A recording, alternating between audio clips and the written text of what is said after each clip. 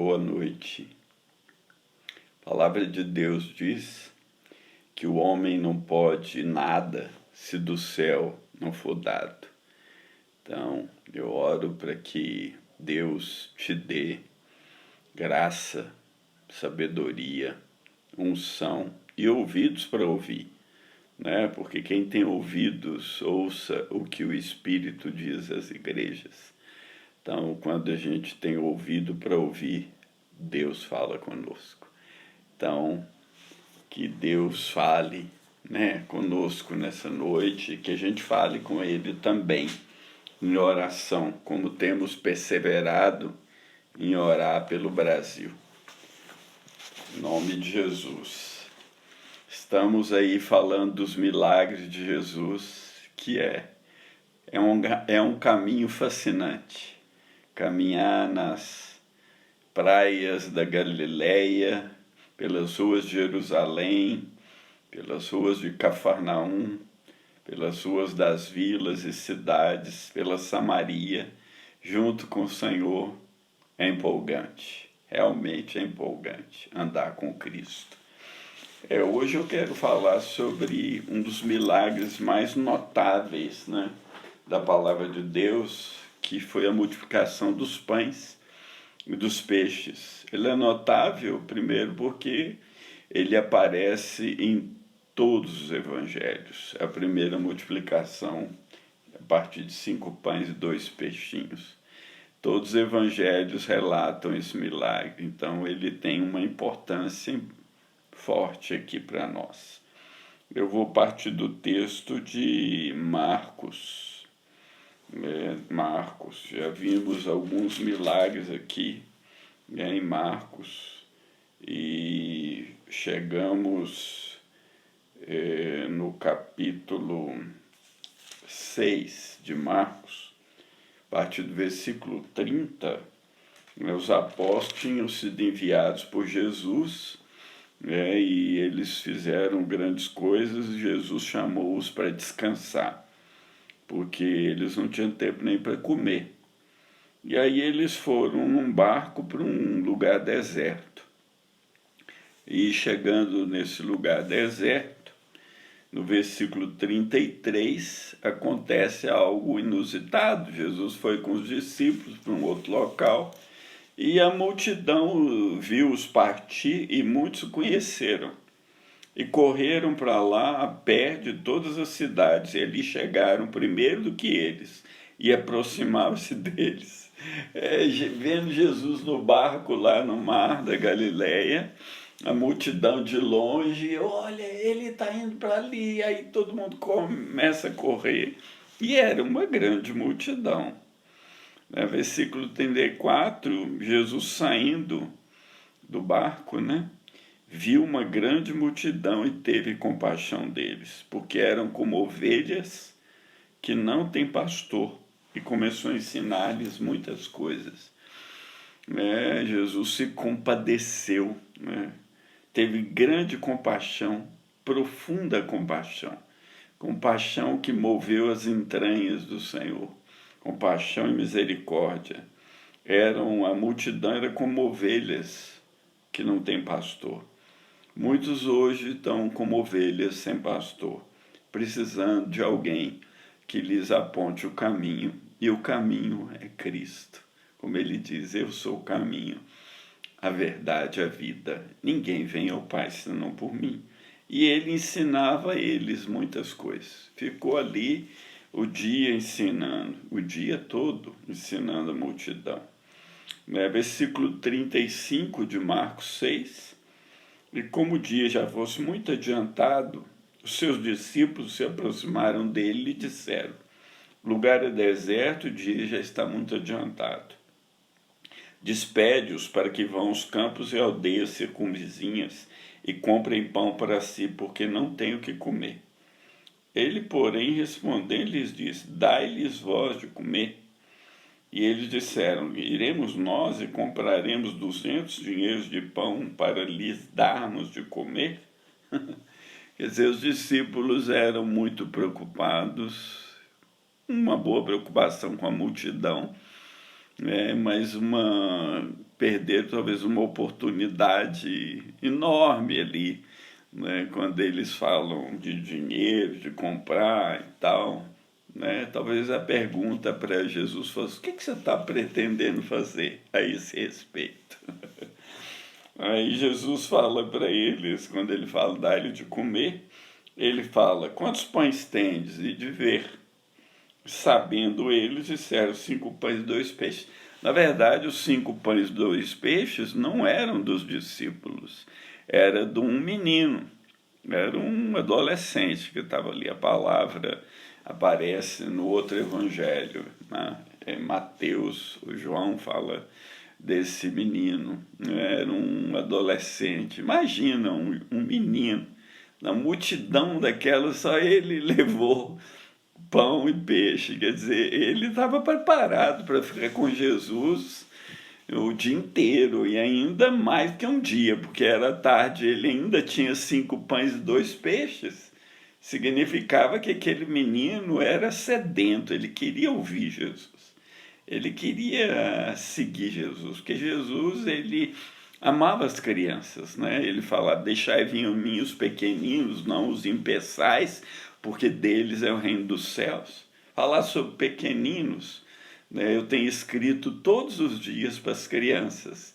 Você pode achar os meus escritos aí no Facebook, né? Você pode imprimir para os seus meninos, você pode copiar, né? Tem 2 PDFs sobre crianças, né?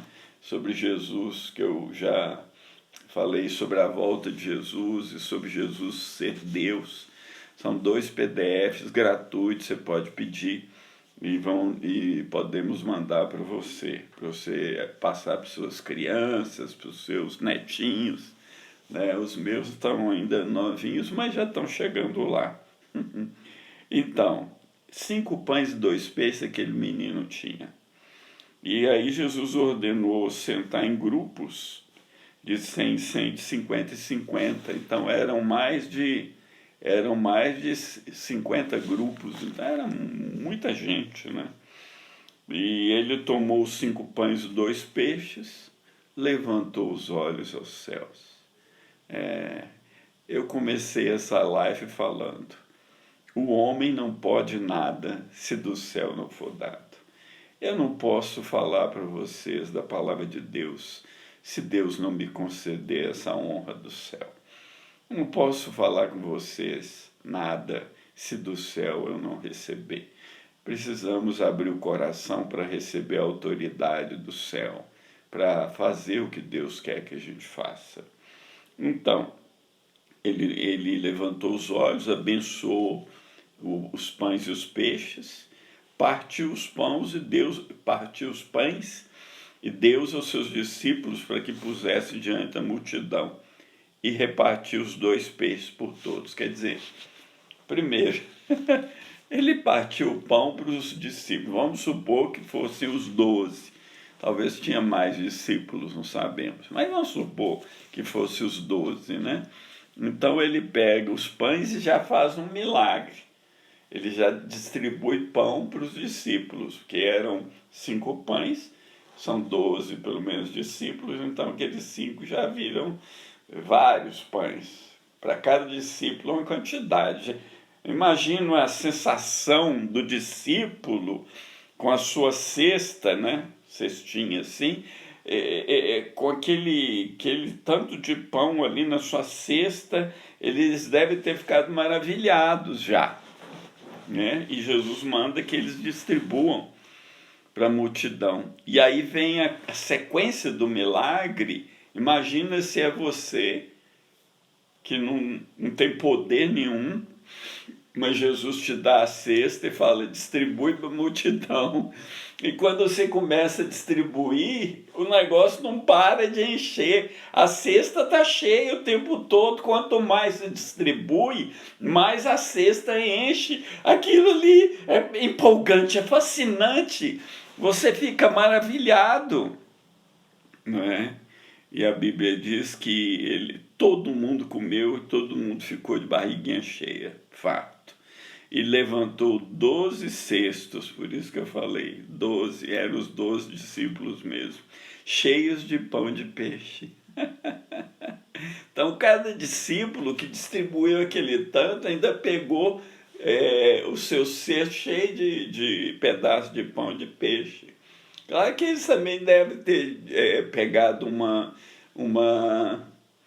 um pouquinho, né? Na medida que está distribuindo, é igual quando a gente faz churrasco, né? Churrasqueiro ama fazer churrasco, ele come mais do que quem ele serve, né? Porque você vai lá, tira um pedacinho, agora você pega o pãozinho, o peixinho de Jesus e continua a distribuir, e aí você fica todo empolgado com aquele milagre, aquela coisa se multiplicando. É fascinante. Andar com Jesus é fascinante. Andar com Jesus é empolgante. Andar com Jesus é algo inusitado, porque você vai ser algo chocante. E aí tem algumas lições, né? Porque depois, lá no capítulo 8 de Marcos, Jesus está num barco com os discípulos. Não sei o que está acontecendo. Não sei se é o Facebook, o Instagram, se é a minha internet, mas caiu e voltou. Onde eu estava? Aí Jesus, ele está atravessando o mar para outro lugar, e aí ele fala para eles, né? Cuidado com o fermento dos fariseus. E a palavra fermento, no grego, é muito parecida com pão. E aí os discípulos falam, é porque nós queremos trazer pão. Aí Jesus fala com eles, né, sobre isso. Por que vocês estão falando sobre pão? Vocês não lembram que quando eu parti os 5 pães e os 2 peixes, quantos cestos vocês recolheram? 12. Quando eu parti aí o segundo milagre, né? Quando eu parti os 7 pães entre 4.000, quantos cestos? Eles falaram 7. Como vocês não entendem? Vocês estão curtos de entendimento. Você não sabe que eu tenho o poder para multiplicar pães? Você não sabe que eu tenho poder para te sustentar?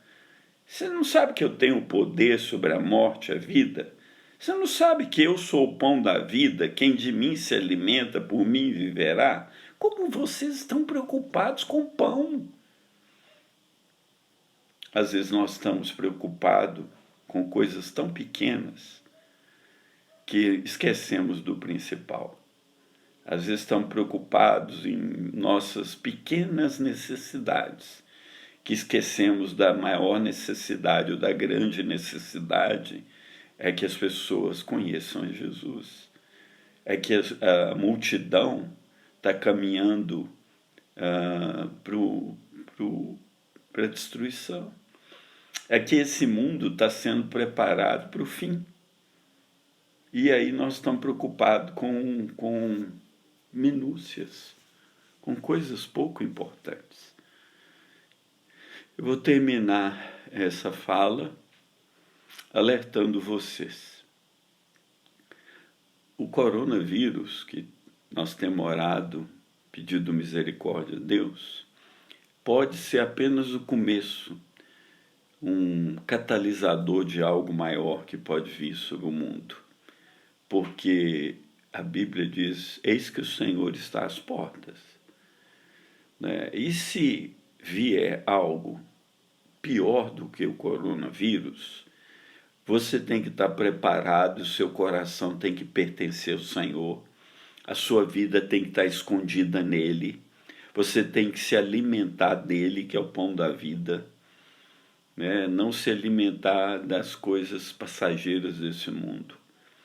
E nós estamos caminhando, irmãos, e amigos e queridos, nós estamos caminhando para o controle mundial.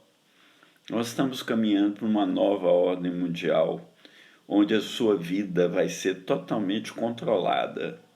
Agora, você vai permitir ser controlado ou não? Você vai permitir? Tem projetos, eu preguei aí, recente, você acha, no meu canal de YouTube, está publicado lá uma fala que eu falei sobre a ONU. Você assista lá. Né? O mundo está caminhando para a perdição. O mundo está caminhando num caminho sem volta. E a Bíblia diz que a ira de Deus será derramada sobre esse mundo. Um juízo. Então virá o fim. Você está preparado para o fim? Você está focado em Cristo? Ou você está preocupado com pão e peixe? Ou com coisas menores dessa vida? Eu não estou falando que viver, que trabalhar e fazer coisas não é importante. É importante. A gente deve viver normal, como se Jesus fosse voltar daqui 1000 anos. Mas também a gente deve estar atento aos sinais, porque Jesus falou, quando essas coisas começarem a acontecer, levanta a sua cabeça, porque o Senhor está próximo às portas. E o mundo está sendo preparado. O mundo está sendo preparado para um novo tipo de mundo. E esse corona está mostrando. Nesse novo tipo de mundo, a ONU, está lá no projeto da ONU, é que todo mundo fique em casa. Todo mundo conectado, para que eles possam te controlar. Saber o que você está fazendo, o que você não está fazendo, se você está obedecendo a quarentena ou não. Não estou falando do Covid. Estou falando de algo maior que pode vir no futuro e que vai deixar todo mundo apavorado. Segundo ponto, não tenha medo. Quem ama o Senhor e sabe que é amado pelo Senhor, não teme. Não tenha medo dos homens, não tenha medo da morte, porque aquele que está em Cristo passou da morte para a vida. Aquele que está em Cristo já é uma nova criatura. Aquele que está em Cristo não vive mais, mas é Cristo que vive nele. E esse viver que agora ele vive pela fé no Filho de Deus. É o Filho de Deus que governa sobre o universo. Caiu ali, voltou. Não tenha medo. O Senhor governa, o Senhor reina. O Senhor não vai permitir que nada lhe aconteça que seja fora da vontade dele. Mas ele te diz que todas as coisas colaboram para o bem daqueles que o amam, daqueles que ele chamou segundo o seu propósito, inclusive as tribulações, as angústias, porque nada disso vai nos separar do amor de Deus que está em Cristo Jesus, o nosso Senhor. Amém. Creia no multiplicador de pães e peixes. Creia que ele tem todo o poder sobre a vida e sobre a morte. E descanse nele, porque ele é fiel. Quero orar antes que o Face e o Instagram não deixem que eu ore. Quero começar orando pelos enfermos. Tem aqui a vozinha da Pátia, Dona Neiva, que foi para o hospital agora com um problema lá, sério, nos pés. Concorde comigo e clame a Deus pela Dona Neiva. Senhor, em nome de Jesus, põe a tua mão sobre a Dona Neiva, traz sobre ela a sua cura. Passa aquele bálsamo de Gileade sobre seus pés, para que ela seja curada em nome de Jesus.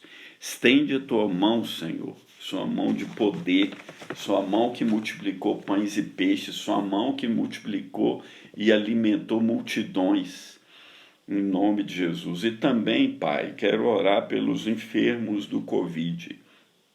Ontem morreram quase 500 pessoas, Senhor. Eu estou te pedindo, por amor do seu nome e da sua misericórdia, faz diminuir isso. Entra nos hospitais, faz curas maravilhosas, dá graça, sabedoria aos médicos para que essa pandemia passe em nome de Jesus.